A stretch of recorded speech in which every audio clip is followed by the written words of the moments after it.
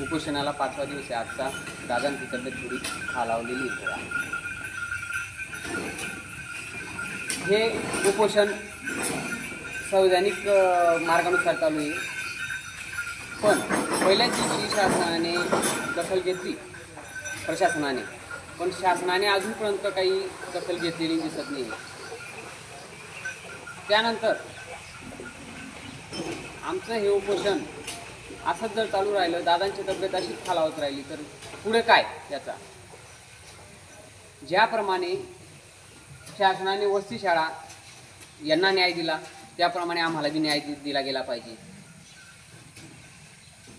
कारण की आम्ही संविधानिक मार्गाने कलमानुसार सर्व दिलेले समान कामास समान वेतन, समान हक्क, कारण की वसती शाळांना जर ते देऊ शकतात, ते आम्हाला का नाही?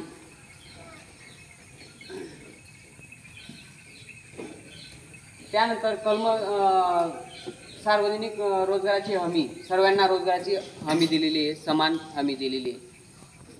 व्यक्ती स्वातंत्र्य, व्यवसाय स्वातंत्र्य, अभिव्यक्ती स्वातंत्र्य, सर्वांना स्वातंत्र्य दिलेले आहे. तर आम्हाला मुख्यमंत्र्यांनी, एकनाथ शिंदे साहेबांनी, लोढा साहेबांनी शब्द दिला होता. मुख्यमंत्र्यांनी मुख्यमंत्र्यांनी शब्द दिला होता, जर तुम्ही 6 महिने त्या आस्थापनेवर काम केलं तर तुम्हाला त्याच आस्थापनेवर कायम करण्यात येईल.